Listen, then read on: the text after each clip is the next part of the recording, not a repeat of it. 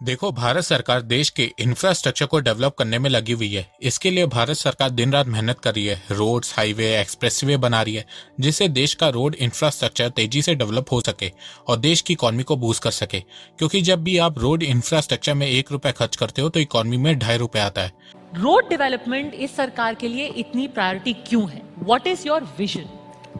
देखिए, पहली बात आप समझिए कि रोड में जब 1 रुपया खर्चा होता है तो इकोनॉमी में 2.5 रुपए आता है। देखो, भारत का रोड नेटवर्क बहुत तेजी से बढ़ रहा है, पर एक प्रॉब्लम ने भारत के रोड इंफ्रास्ट्रक्चर को घेर रखा था और वो प्रॉब्लम थी टोल प्रॉब्लम। भारत का रोड नेटवर्क तो तेजी से डेवलप हो रहा था, पर टोल की प्रॉब्लम लंबे समय से बनी हुई थी, जिससे इंडियन इकोनॉमी को रोड इंफ्रास्ट्रक्चर से जो फायदा मिलना चाहिए था वो नहीं मिल पा रहा था। तो टोल प्रॉब्लम को सॉल्व करने के लिए नितिन गडकरी जी ने डिजिटल इंडिया की मदद ली। डिजिटल इंडिया के चलते भारत सरकार ने फरवरी 2021 में फास्टैग को पूरे देश में लागू कर दिया। अब इस योजना को 2 साल हो चुके हैं और भारत सरकार के पास फास्टैग की 2 साल की रिपोर्ट आ चुकी है। बीते 2 सालों में फास्टैग ने बहुत अच्छा परफॉर्म किया है। टोल में होने वाले करप्शन, ट्रैफिक और टाइम को कम किया है और रोड इंफ्रास्ट्रक्चर को स्ट्रॉन्ग किया है, जिससे इंडियन इकोनॉमी को भी बहुत फायदा हुआ है। कैसे, आइए जानते हैं। तो नमस्कार दोस्तों, स्वागत करते हैं आपका चार्जिंग पॉइंट हिंदी में। दोस्तों, आज के इस वीडियो में हम बात करेंगे फास्टैग के बारे में और जानेंगे कि इससे भारत को कितना फायदा हो रहा है। तो जानने के लिए जुड़े रहिए आप इस वीडियो के साथ। देखो, भारत में 90% लोग रोड से ट्रेवल करते हैं और 70% फ्रेट ट्रैफिक रोड में होता है। पर टोल में होने वाले करप्शन और टाइम कंज्यूमिंग प्रोसेस से भारत सरकार, बिजनेसमैन और लोगों को बहुत परेशानी होती थी। पहले लोगों को घंटों तक टोल में खड़ा रहना पड़ता था, क्योंकि टोल कलेक्शन का प्रोसेस बहुत लंबा और स्लो होता था।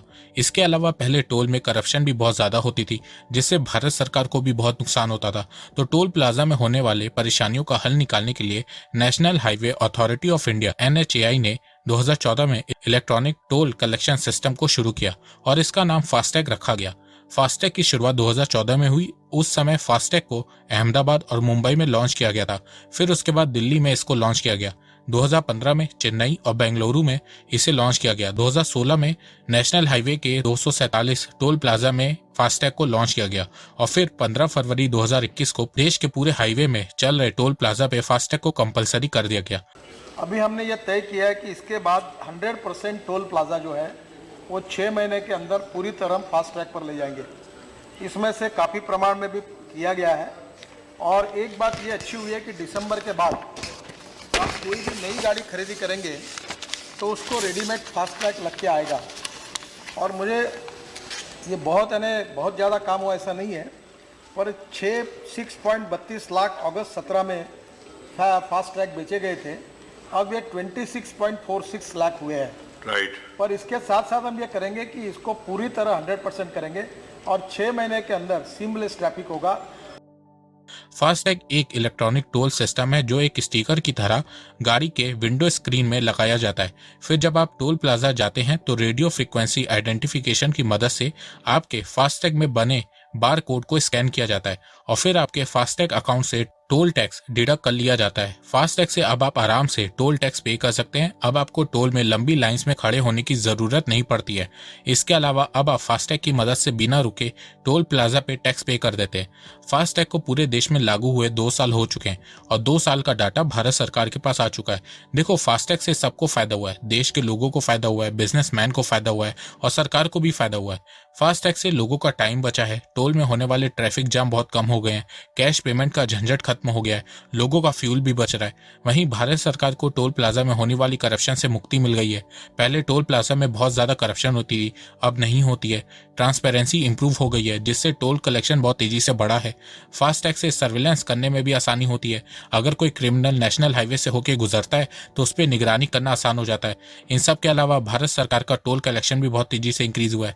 जहां 2016 में भारत सरकार का टोल कलेक्शन 17,942 करोड़ रुपए था, वहीं 2021 में टोल कलेक्शन बढ़ के 34,778 करोड़ रुपीस हो गया और 2022 में टोल कलेक्शन 46% बढ़ के 50,855 करोड़ रुपीस हो गया है। 50,000 करोड़ रुपए कोई छोटा फिगर नहीं है। 2022 में भारत सरकार का इंफ्रास्ट्रक्चर का बजट 1,99,000 करोड़ रुपए था, जिसमें से 50,000 करोड़ रुपए तो भारत सरकार को सिर्फ टोल से वापस मिल गया। जिस स्पीड से भारत में टोल कलेक्शन बढ़ रहा है, उम्मीद लगाई जा रही है कि 2024 से भारत सरकार को हर साल सिर्फ टोल टैक्स से 1 लाख करोड़ रुपए मिला करेंगे, क्योंकि आने वाले समय में स्टेट्स हाईवे में भी फास्टैग को लगाया जाएगा। इसके अलावा 2022 में सिर्फ एक दिन में फास्टैग ने 100 करोड़ से ज्यादा का टोल कलेक्शन किया है। 24 दिसंबर 2022 को देश भर में फास्टैग की मदद से 144.19 करोड़ रुपीस का टोल कलेक्शन हुआ था। फास्टैग इतना इजी टू यूज हो गया है कि 2021 के मुकाबले 2022 में फास्टैग के ट्रांजैक्शन में 48% की ग्रोथ देखने को मिली है। जहां 2021 में फास्टैग से 219 करोड़ ट्रांजैक्शन हुए थे, वहीं 2022 में 324 करोड़ ट्रांजैक्शन हुए हैं। इसके अलावा पहले जब फास्टैग नहीं था तो भारत सरकार को टोल से बहुत ज्यादा लॉस होता था, क्योंकि टोल प्लाजा पे बहुत ज्यादा करप्शन होती थी और डिले भी बहुत ज्यादा होता था। 2012 में इकोनॉमिक टाइम्स में एक न्यूज पब्लिश हुई थी जो IIM कैलकाटा और ट्रांसपोर्ट कॉर्पोरेशन ऑफ इंडिया ने एक सर्वे कराया था कि टोल प्लाजा में होने वाले डिले और करप्शन से इंडियन इकोनॉमी को हर साल 87,000 करोड़ रुपीस का नुकसान हो रहा है। 2016 में इन्होंने एक और सर्वे करवाया और उसमें बताया कि इंडिया में पुअर रोड कंडीशन और टोल प्लाजा के पुअर इंफ्रास्ट्रक्चर से इंडियन इकोनॉमी को हर साल $21 बिलियन का लॉस हो रहा है। टोल प्लाजा में डिले होने से $6.6 बिलियन का तो फ्यूल में लॉस हो रहा है, जिससे भारत का ट्रेड डेफिसिट बढ़ रहा है। इसके अलावा 2014 से 2018 तक जिन टोल पे फास्टैग लगाया गया था और जिन टोल प्लाजा पे फास्टैग नहीं लगाया गया था, उनके टोल कलेक्शन में बहुत डिफरेंस देखने को मिला। जिन टोल प्लाजा पे फास्टैग लगाया गया था, उन टोल प्लाजा में टोल कलेक्शन हर साल बढ़ रहा था, वहीं जिन टोल प्लाजा पे फास्टैग नहीं लगाया गया था, वहां का टोल कलेक्शन हर साल उतना ही रहता था। तो इस डिफरेंस को देखने के बाद ही भारत सरकार ने हाईवेज पे जितने भी टोल प्लाजा है वहां पे फास्टैग को कंपलसरी कर दिया। देखो, भारत सरकार को जितना टोल टैक्स मिलेगा उतनी ही तेजी से देश का रोड इंफ्रास्ट्रक्चर स्ट्रांग होगा। टोल के पैसों से भारत सरकार देश में रोड, हाईवे, एक्सप्रेसवे बनाएगी। टोल कलेक्शन के बढ़ने से भारत सरकार देश का रोड इंफ्रास्ट्रक्चर का बजट भी इंक्रीज करेगी। आप देखना कि जब इस साल बजट आएगा तो 2022 के मुकाबले इस साल इंफ्रास्ट्रक्चर का बजट ज्यादा होगा। फास्टैग के सक्सेसफुल होने के बाद अब भारत सरकार GPS बेस्ड टोलिंग सिस्टम पे भी काम कर रही है। GPS की मदद से आपकी व्हीकल को ट्रैक किया जाएगा ताकि लोगों को उतना ही टोल पे करना पड़े जितना डिस्टेंस उन्होंने ट्रेवल किया है। इस सिस्टम से उन लोगों को फायदा होगा जो सिटीज के बॉर्डर पे रहते हैं और हर दिन 3 से 4 किलोमीटर ही ट्रेवल करते हैं, पर उन्हें टोल टैक्स उतना ही देना होता है जितना सबको देना पड़ता है। तो आने वाले 4-5 सालों में आपको एक new GPS based tolling system भी देखने को मिलेगा। मैं सदन को आश्वस्त कर दूंगा 1 साल के अंदर सब टोल निकल जाएंगे देश के। पर उसका अर्थ ये है कि टोल नहीं रहेंगे, पर आपको GPS पे हमारे केवल रोड के एंट्री पर कैमरा रहेगा, GPS पर आपका इमेज कैच करेगा और जहाँ से जाओगे वहाँ और जहाँ से निकलोगे वहाँ उतना ही पैसा आपसे कटेगा। ना टोल होगा, ना रोकेगा कोई, ना कुछ होगा। और ये 1 साल के अंदर हम लोग पूरा करेंगे। तो दोस्तों, मुझे लगता है कि अब आपको सब समझ में आ गया होगा। तो अगर आपको ये वीडियो पसंद आए तो आप इस वीडियो को लाइक कीजिए और अब आप मुझे सपोर्ट भी कर सकते हैं पेट्रियन और यूट्यूब में ज्वाइन बटन के थ्रू। एक बात मैं कहना चाहता हूँ, आप जितनी मेरी वीडियोस को शेयर करेंगे उतनी ही रीच मेरी बढ़ेगी और उतने ही लोग मेरे से जुड़ेंगे।